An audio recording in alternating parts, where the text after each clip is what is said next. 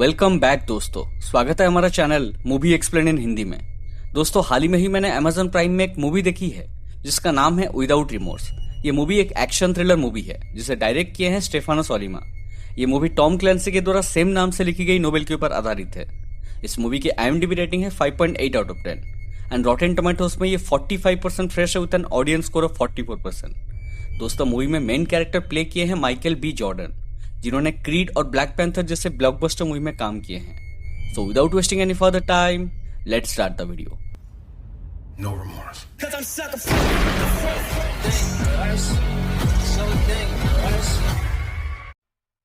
Movie की शुरुआत होती है सीरिया के एलेपो सिटी में, जहां एक CIA रेस्क्यू ऑपरेशन चल रही होती है जिसे लीड कर रहा था सीनियर चीफ जॉन केली। इन्फॉर्मेशन के मुताबिक टेररिस्ट ऑर्गेनाइजेशन ISIS के कुछ ट्रूप्स एक CIA ऑफिसर को हॉस्टेज बना लिए थे, जिसे रेस्क्यू करने के लिए जॉन और उसका टीम यहाँ आए थे। बहुत गोलीबारी और धमाका करने के बाद जॉन और उसका टीम हॉस्टेज को छुड़ाने में कामयाब हो जाते हैं। जब वो उसे लेके यहाँ से निकल रहे होते हैं, तभी अचानक उनके ऊपर कोई एक रॉकेट लॉन्चर फायर करता है और इसमें उनकी एक साथी की मौत हो जाती है। इसके बाद जॉन देखता है कि ये पूरा एरिया बहुत सारे एडवांस्ड मिलिट्री वेपन्स और RPG से भरा हुआ है और उन्हें पता चलता है कि ये हाइड आउट ISIS की नहीं बल्कि रशियन मिलिट्री की है। जॉन बहुत ही ज्यादा गुस्सा हो जाता है और CIA ऑफिसर रिटर के ऊपर चिल्लाने लगता है क्योंकि उसके पास इस ऑपरेशन के बारे में पूरी जानकारी थी और फिर भी उसने झूठ बोला था। मगर रिटर बोलता है कि इससे कोई भी फर्क नहीं पड़ता क्योंकि हमें बस अपने ड्यूटी से मतलब होना चाहिए। इसके बाद हमें 3 महीने बाद की कहानी दिखाई जाती है और हम लोग जॉन और उसकी पत्नी पैम को देख पाते हैं, जो कि प्रेग्नेंट थी। दोस्तों, जॉन पैम से बहुत ही ज्यादा प्यार करता था और उसकी प्रेग्नेंट होने की खुशी में अपने घर में एक पार्टी रखा था और बहुत ही ज्यादा खुश था और साथ में उसने मिलिट्री छोड़ने का भी फैसला किया था।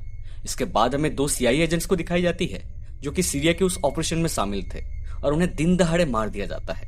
इसके बाद हमें फिर से जॉन को दिखाया जाता है जो कि पैम को सुला के नीचे सोफे पे गाना सुन रहा था।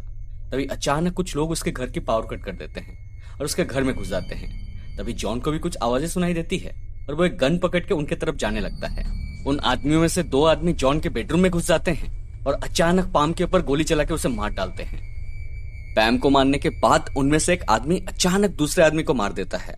इसके बाद जॉन किसी तरह 2 लोगों को मारने में कामयाब हो जाता है, मगर चौथा आदमी के ऊपर गोली चलाते टाइम वो भी जॉन के ऊपर गोली चला देता है।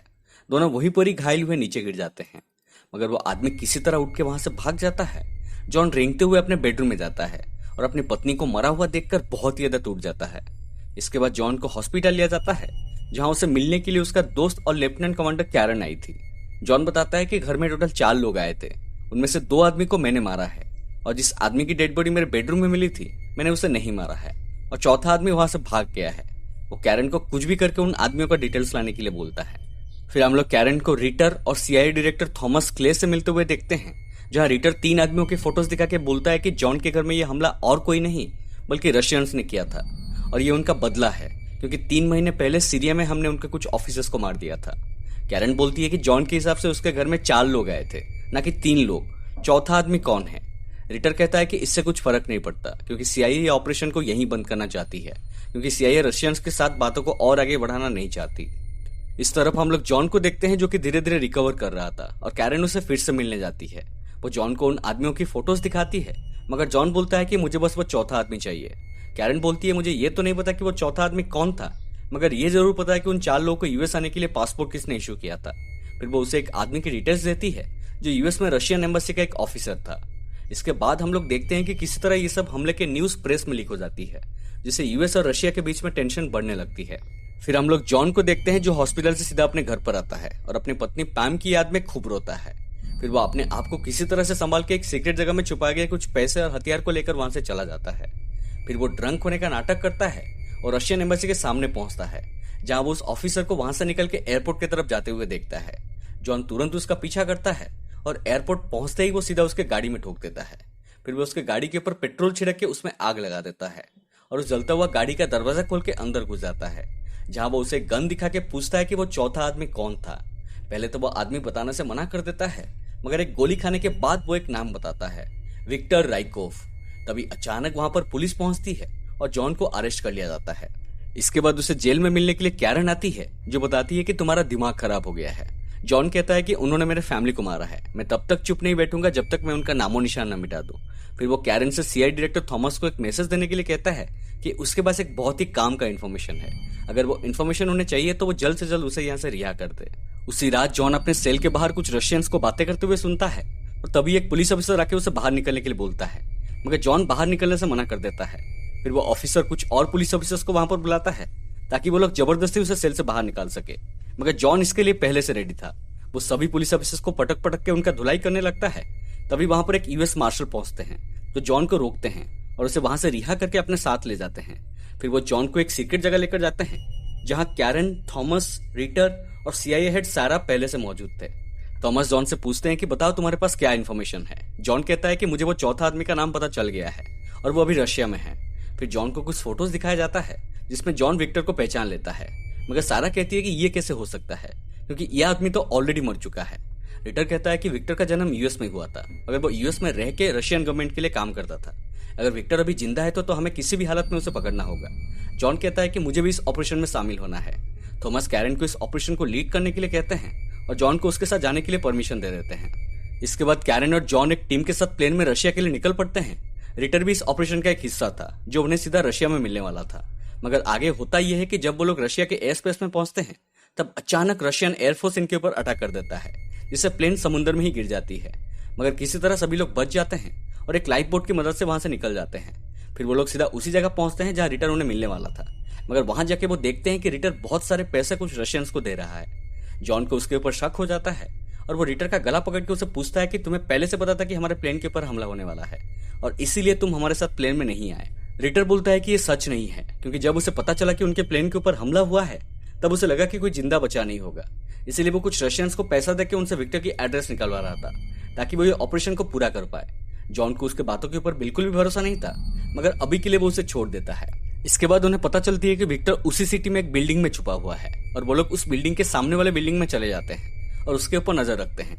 जैसे ही रात होता है वो लोग उसके बिल्डिंग में घुस जाते हैं, मगर अचानक जॉन अपने साथियों को एक जगह लॉक करके अकेले ही विक्टर को मार के अपना बदला लेने के लिए चला जाता है। मगर विक्टर जॉन को बोलता है कि मैं जानता था तुम यहाँ जरूर आओगे। वो ये भी कहता है कि मैंने तुम्हारे पत्नी को नहीं मारा है, बल्कि मुझे बोला गया था उसे मारने के लिए, और तुम जिस आदमी के लिए काम करते हो मैं भी उसी आदमी के लिए ही काम करता हूँ। सिर्फ तुम एक देशभक्त नहीं हो, बल्कि मैं भी एक देशभक्त हूँ। हम सिर्फ प्यादा हैं जिनका जन्म सिर्फ मरने के लिए हुआ है। फिर हम लोग देखते हैं कि जैसे ही विक्टर मुड़ता है उसके पूरे बॉडी में बम लगा हुआ है और रिमोट उसके हाथ में है। विक्टर कहता है कि वाशिंगटन में जो लोग बैठे हुए हैं सिर्फ वो लोग देशभक्त नहीं है, असली देशभक्त मैं भी हूँ। इतना कह के वो ट्रिगर दबा देता है और वहां एक बहुत बड़ा धमाका होता है। विक्टर की वहीं पर ही मौत हो जाती है, मगर जॉन और उसका टीम बच जाते हैं। वो लोग उनका एक घायल साथी को उठाने के लिए जा ही रहे थे, मगर तभी अचानक दो स्नाइपर्स इनके ऊपर गोलियां चलाने लगते हैं। वो लोग किसी तरह बच के एक दूसरे रूम में जाते हैं और नीचे दो पुलिस वाले आ जाते हैं, मगर वो स्नाइपर्स उन पुलिस वालों को भी मार डालते हैं ताकि सबको ऐसा लगे कि ये काम जॉन और उसका टीम का है। अब तक इनको समझ आ चुका था कि ये एक बहुत ही हाई लेवल का कॉन्स्पिरेसी है, जहां दो देश के सिपाहियों को एक दूसरे के जमीन के ऊपर जानबूझ के मरने के लिए भेजा जा रहा है ताकि दोनों कंट्रीज के बीच वॉर स्टार्ट हो जाए, और ये सब पहले से प्री प्लान्ड है। कैरन कहती है कि हमें कैसे भी करके यहाँ से निकलना है और हम इनका प्लान कभी भी सफल नहीं होने देंगे। फिर जॉन एक दीवार के ऊपर बॉम्ब लगा के उसे तोड़ देता है और वो लोग नीचे आते हैं, मगर तभी कैरन के सामने एक स्नाइपर से होती है, जहां दोनों के बीच में भयानक फाइट होती है, मगर आखिर में कैरन उसे मार गिराती है। अब तक बिल्डिंग को चारों तरफ से रशियन पुलिस घेर गई थी। जॉन कहता है कि वो बिल्डिंग के ऊपर जाके उनका ध्यान भटकाएगा और बाकी लोग मौका देख के यहाँ से निकल जाएंगे। कैरन ऐसा करने के लिए मना करती है, मगर उनके पास और कोई चारा भी नहीं था। जॉन बिल्डिंग के छत के ऊपर जाता है और पुलिस के ऊपर गोलियां चलाने लगता है। पुलिस का ध्यान जॉन के ऊपर चला जाता है और वो लोग भी उसके ऊपर गोलियां चलाने लगते हैं। तभी उसका फायदा उठाकर कैरन और उसकी टीम में गाड़ी से वहां से निकल जाते हैं। इस तरह पुलिस और जॉन के बीच में भयानक गोलीबारी शुरू होती है, जिसके दौरान बहुत सारे रशियन पुलिस की मौत हो जाती है और जॉन भी घायल हो जाता है। वो किसी तरह रेंगते हुए नीचे आता है और अपने बैग को खोल के उनके ऊपर फेंक देता है, जिसके अंदर बॉम्ब था, और वहां एक बहुत ही बड़ा धमाका होता है और कई सारे पुलिस ऑफिसर्स घायल हो जाते हैं। कुछ देर में रेस्क्यू टीम भी वहां पर पहुंचती है, मगर इसका फायदा उठाकर जॉन एक रशियन पुलिस के ड्रेस पहनकर वहां से निकल जाता है। इसके बाद वो सीधा पहुंचता है कैरन के पास, जहां वो लोग एक बोट में सीधा यूएस वापस जाने लगते हैं। उसी दौरान जॉन कहता है कि मुझे लगा था कि हम लोग ये सबको रोक सकते हैं, मगर हम लोग तो सिर्फ प्यादा हैं जो राजा को कभी हरा नहीं पाएंगे। तभी रिटर कहता है कि बोट के अंदर एक बैग है जिसमें पैसे भरे हुए हैं। अगर तुम चाहते हो तो तुम इस बैग को लेकर गायब हो सकते हो और एक घोस्ट बन के बाहर से अपना काम कर सकते हो। हम लोग बोल देंगे कि तुम रशिया में ही मारे गए इसके बाद हम लोग थॉमस को एक रेस्टोरेंट में खाना खाते हुए देखते हैं, जहां वो न्यूज में जॉन की डेथ का खबर देखते हैं। फिर वो वॉशरूम में जाते हैं, मगर तभी अचानक उनके सामने जॉन आ जाता है। थॉमस कहते हैं तुम तो मर चुके थे। जॉन कहता है बस बाहर की दुनिया के लिए, मैं छुप के काम करना चाहता हूँ। वो ये भी कहता है कि रशिया में सब कुछ पहले से प्री प्लान था और सीआईए जानबूझ के रशिया के साथ अपना टेंशन बढ़ा रहा है और इस सब के पीछे किसी बड़े आदमी का ही हाथ है। यहाँ हैरानी की बात यह थी कि इतनी बातें सुनने के बाद थॉमस थोड़ा सा भी हैरान नहीं होते और जॉन उनका रिएक्शन देख के अचानक उनका गला पकड़ लेता है और उन्हें बंदी बना के अपने साथ ले जाता है, क्योंकि उसे पता चल चुका था कि ये सब थॉमस का ही काम है। रास्ते में जॉन उसे पूछता है कि सच क्या है बताओ। पहले तो थॉमस बताने से मना कर देते हैं, मगर जॉन उन्हें धमकी देता है कि अगर वो सब कुछ सच नहीं बोलेगा तब वो उसके पूरे फैमिली को मार देगा, जैसे उसने उसके फैमिली को मारा था। अब थॉमस सब कुछ सच बताने के लिए मान जाते हैं। वो कहते हैं कि क्या तुम्हें पता है कि वर्ल्ड वॉर 2 किसने जीता था? वर्ल्ड वॉर 2 उसने जीता था जिसके पास ज्यादा पैसा था और उन पैसों से उसने ज्यादा वेपन्स खरीदा और वर्ल्ड वॉर को जीता। एक बड़ा देश को हमेशा एक बड़ा दुश्मन चाहिए और हमारा सबसे बड़ा दुश्मन है रशिया, क्योंकि उसका नाम लेने से ही लोगों के दिल में डर बैठ जाता है। मगर आज के लोगों की प्रॉब्लम ये है कि उन्हें लगता है कि उनका आधा देश ही उनका दुश्मन है और वो लोग ऐसा इसीलिए सोचते हैं क्योंकि उन्हें लगता है कि उनका कोई बड़ा दुश्मन नहीं है। इसलिए मैं उन्हें रशिया जैसा एक बड़ा दुश्मन देना चाहता हूँ, ताकि हमारे लोग एक बड़ा दुश्मन को हराने के लिए इकट्ठा हो पाए, जिससे देश की विकास भी होगी और अमेरिका को डिवाइड होने से बचाने का सिर्फ यही रास्ता है। ये सब सुनने के बाद जॉन कहता है कि मेरी पत्नी का नाम पैम था और मैं चाहता हूँ कि तुम मरने से पहले उसका नाम लो। और अचानक वो गाड़ी को लेकर एक नदी के अंदर कूद जाता है। थॉमस उसे बचाने के लिए रिक्वेस्ट करते हैं, मगर जॉन कहता है कि पहले तुम मेरी पत्नी का नाम लो, फिर मैं तुम्हें बचाऊंगा। थॉमस पैम पैम चिल्लाने लगते हैं, मगर जॉन उन्हें नहीं बचाता और गाड़ी में पानी भर जाता है। तभी हम लोग कैरन को पानी के अंदर एक ऑक्सीजन सूट के साथ आते हुए देखते हैं और वो जॉन को लेकर वहां से निकल जाती है। थॉमस की सभी बातों को जॉन एक डिवाइस में रिकॉर्ड कर लिया था, जिसे रिटर्न लेके सीआईए हेड को सुनाता है, जिसके बाद सब कुछ क्लियर हो जाता है कि इस सब के पीछे कौन था। इसके बाद हम लोग जॉन को कैरन के साथ एयरपोर्ट में देखते हैं, जहां कैरन जॉन को उसका नया पासपोर्ट देता है, जिसमें उसका नया नाम था जॉन क्लार्क। फिर हमें 1 साल बाद की कहानी दिखाई जाती है, जहां हम लोग जॉन को फिर से अमेरिका वापस आते हुए देखते हैं और वो मिलता है रिटर से, जिसका अब सीआईए डायरेक्टर के पद में प्रमोशन हो चुका था। जॉन रिटर से कहता है कि मैं एक मल्टीनेशनल काउंटर टेररिज्म टीम बनाना चाहता हूँ जो सीक्रेटली ऑपरेट करेगी और उसे लीड मैं करूंगा। रिटर जाने से पहले जॉन से कहता है कि तुमसे वापस मिलकर अच्छा लगा। और दोस्तों मूवी यहीं पर खत्म हो जाती है। सो दोस्तों ये थी विदाउट रिमोर्स की पूरी कहानी। मूवी के एंडिंग को देखकर एक और पार्ट बनने की पॉसिबिलिटीज बनती है। पर्सनली मुझे मूवी ठीक ठाक लगी। अगर आपको एक्शन मूवीज अच्छी लगती है देन ये मूवी आपको जरूर पसंद आएगी। उम्मीद करता हूँ कि आपको ये एक्सप्लेनेशन पसंद आई हो। वीडियो अच्छा लगा तो प्लीज लाइक करें, शेयर करें और कमेंट करके बताएं कि आपको वीडियो कैसी लगी। अगर आप अभी तक मेरे चैनल को सब्सक्राइब नहीं किए हैं तो प्लीज अभी कर दीजिए और साइड वाला बेल आइकन को भी दबा दीजिए ताकि आप मेरे वीडियोस की नोटिफिकेशंस को मिस ना करें। मिलते हैं अगले वीडियो में, तब तक take care and have fun.